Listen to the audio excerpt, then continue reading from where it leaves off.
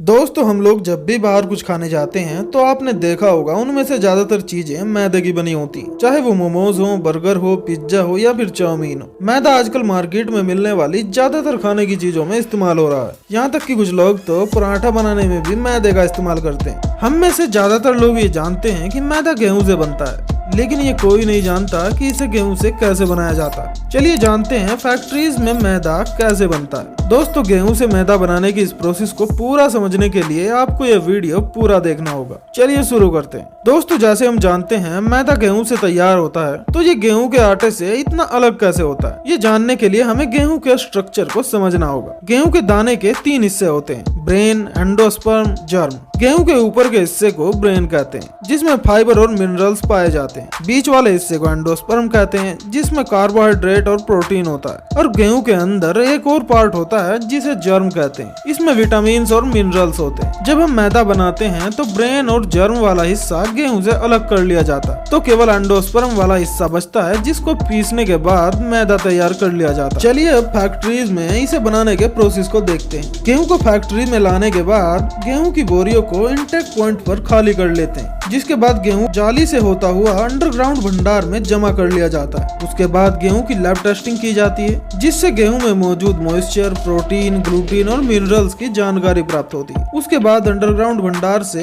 एक bucket conveyor द्वारा गेहूं को फैक्ट्रीज के सबसे ऊपरी सिरे तक पहुंचाया जाता है, क्योंकि ज्यादातर फैक्ट्रीज में टॉप टू बॉटम अप्रोच की जाती है, जिसमें गेहूं ग्रेविटी का इस्तेमाल करके नीचे आता है। ऊपर पहुंचने से पहले गेहूं को क्लीनिंग प्रोसेस से गुजारा जाता है, जिससे गेहूं साफ हो जाता है, जिसमें सबसे पहले होती है प्री क्लीनिंग प्रोसेस, जिसमें इसे ड्रम सीव से गुजारते हैं। इसमें ड्रम के आकार का एक झरना लगा होता है जो घूमता रहता है, जो गेहूं में से रस्सी, कागज, लकड़ी के टुकड़ों को अलग कर देता है। इसके बाद गेहूं ग्रेविटी क्लीनर में पहुंचता है, जिसमें एक के ऊपर एक तिरछे झरने लगे होते हैं, और गेहूं ग्रेविटी के कारण झरते हुए नीचे आता है, जिससे गेहूं में मिले हुए अन्य फसलों के दाने और डंठल आदि को अलग कर लिया जाता है। जिसके बाद गेहूं एक फ्लो बैलेंसर से गुजरता है, जिसमें एक स्टोरेज टैंक भी जुड़ा होता है, जो गेहूं के आगे बढ़ने की क्षमता को कंट्रोल करता है। अब गेहूं को मैग्नेटिक डिस्टेनर से गुजारा जाता है, जिसमें एक बहुत बड़ा इलेक्ट्रोमैग्नेटिक चुंबक लगा होता है, जो गेहूं में मौजूद लोहे के छोटे मोटे टुकड़ों को अलग कर देता है, और अगले प्रोसेस में इसे वाइब्रोडिस्टोनर में भेजा जाता है, जिसमें कई वाइब्रेट करती हुई झरनियां लगी होती हैं, जो लगातार हिलती रहती हैं, जो गेहूं में चिपकी हुई डंठल गेहूं की बाली को अलग कर देता है। जिसके बाद गेहूं डिस्टोनर में पहुंचता है। इसमें खास प्रकार की जाली लगी होती है, जो वाइब्रेट करती रहती है, और ये हल्की सी झुकी भी होती है। इसमें नीचे से लगातार हवा फ्लो होती रहती है, और जब गेहूं इसके ऊपर से गुजरता है तो गेहूं में मौजूद पत्थर कंकड़ भारी होने के कारण नीचे बैठ जाते हैं, और गेहूं हल्का होने के कारण ऊपर आ जाता है। नीचे से आने वाली हवा इसे मिक्स नहीं होने देती और ऊपर ही बनाए रखती है। जिसके बाद जाली के संपर्क में मौजूद कंकड़ पत्थर के टुकड़े इसके खास डिजाइन की वजह से आगे बढ़ने लगते हैं, और गेहूं ग्रेविटी के कारण नीचे आने लगता है, जो नीचे साइड में जमा होता रहता है, जबकि कंकड़ पत्थर दूसरी साइड एक कंटेनर में जमा होते रहते हैं। दोस्तों ये मशीन इतनी इफिशिएंट होती है कि एक भी गेहूं के दाने को वेस्ट किए बिना छोटे से छोटे कंकड़ पत्थर के टुकड़ों को भी अलग कर देती है। इसके बाद गेहूं स्कोर्स में पहुंचता है, जिसमें एक ड्रम के अंदर एक घूमता हुआ रोल लगा होता है, जिसमें ड्रम और रोल के ऊपर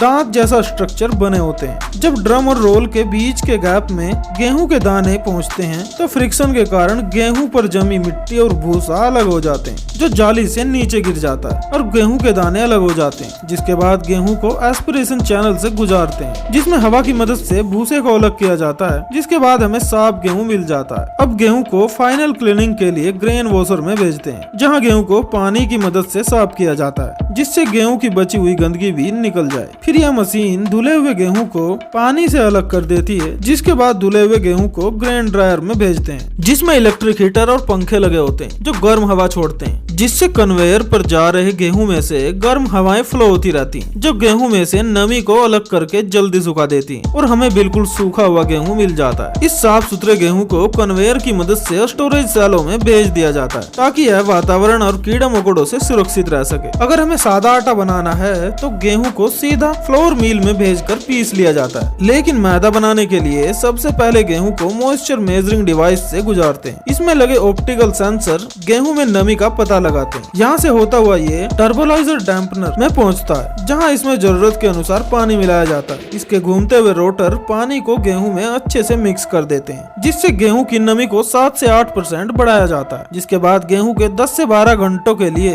होल्डिंग टैंक में रखा जाता है, जिससे गेहूं के बाहर का खोल यानी ब्रेन सख्त हो जाता है और एंडोस्पर्म फूला रहता है। मैदा बनाने के लिए दोनों के टेक्सचर में आया डिफरेंस बहुत जरूरी होता है। इसके बाद गेहूं को क्रैकिंग मिल में भेजते हैं, जिसमें 2 रोल लगे होते हैं जो अलग अलग डिफरेंशियल स्पीड में घूमते हैं, जिनके बीच में थोड़ा सा गैप होता है, जिसके कारण जब गेहूं के दाने इनके बीच से गुजरते हैं तो यह पिसते नहीं है, बल्कि क्रैक होकर अखरोट की तरह खिल जाते हैं। जिसके बाद ब्रेन, जर्म और एंडोस्पर्म सब अलग अलग हो जाते हैं, जिससे इन तीनों का एक मिक्सचर बन जाता है। और अब इस मिक्सचर को प्यूरीफायर से गुजारते हैं, जिसमें पैरेलल और सीरीज में कई सारी वाइब्रेट करने वाली छलनियां लगी होती। जब क्रैक किए हुए मिक्सचर को फीडर से डाला जाता है तो वाइब्रेशन के कारण यह पूरी छलनियों पर फैल जाता है और इसमें नीचे से गर्म हवाएं लगातार फ्लो होती रहती हैं, जो ब्रेन और जर्म को हल्का होने के कारण ऊपर उठा देती हैं, जबकि भारी एंडोस्पर्म नीचे रह जाता है। अलग अलग वाइब्रेट करती हुई छलनियों से साफ एंडोस्पर्म के टुकड़े नीचे इकट्ठा होते रहते हैं, जबकि ब्रेन और जर्म को एक साइड में इकट्ठा कर लिया जाता है और दोबारा से मील में भेज दिया जाता है। एंडोस्पर्म के जो टुकड़े हमें मिलते हैं इन्हें ही हम सूजी कहते हैं, जो हलवा बनाने के काम भी आती है और बाद में इसी से मैदा बनता है। मैदा बनाने के लिए सेमोलिना यानी सूजी को रोलर मिल में भेजते हैं, जहाँ पर इसे फीड रोलर की मदद से एक साथ फैलाकर ग्राइंडिंग रोलर की मदद से पीसा जाता है और ज्यादा बारीक पीसने के लिए इसे